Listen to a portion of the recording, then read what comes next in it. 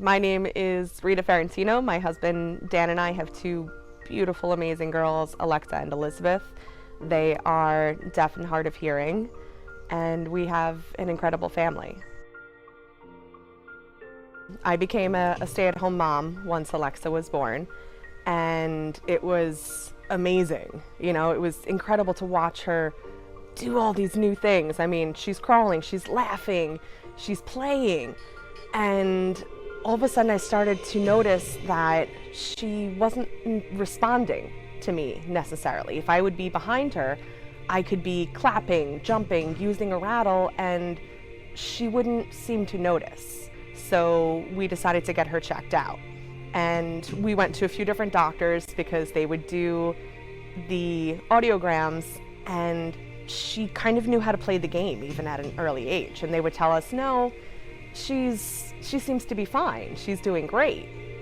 And I wouldn't take that for an answer. So it actually took us almost 6 months to get a definitive answer on that she was hard of hearing. We did a sedated ABR at the hospital, and they told us that day that she was profoundly deaf and most likely wasn't hearing anything we were saying to her.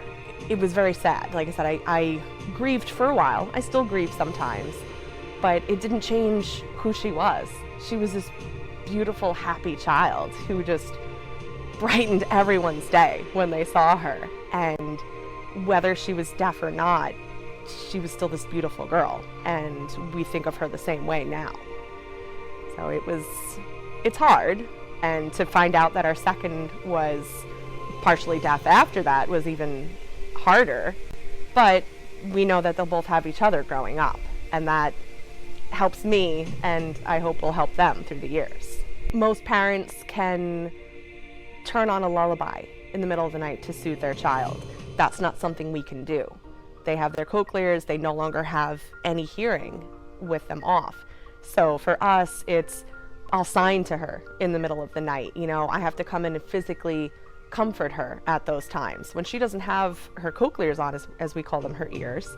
And, you know, in the shower, when we're playing in the water, even, you know, just for a little bit of breaks and stuff, we're learning sign language, facial expressions, all these different things of how to communicate with them and how to continue. The moment that her sister Elizabeth got her cochlears and we brought her home that first day and we showed Alexa, hey look, Elizabeth has a cochlear like you. She got so excited that her sister had the same ear as her, the same thing. And I think that will always bring them closer together, as they're always with each other and they'll always be helping each other. I think that's probably the proudest. I would tell Millneck that it is such a beautiful place, and we are eternally grateful for their help and their assistance with our children and us as parents for helping us through this experience. They have been honestly incredible. I mean, from the first day we stepped in, it's been like another set of family.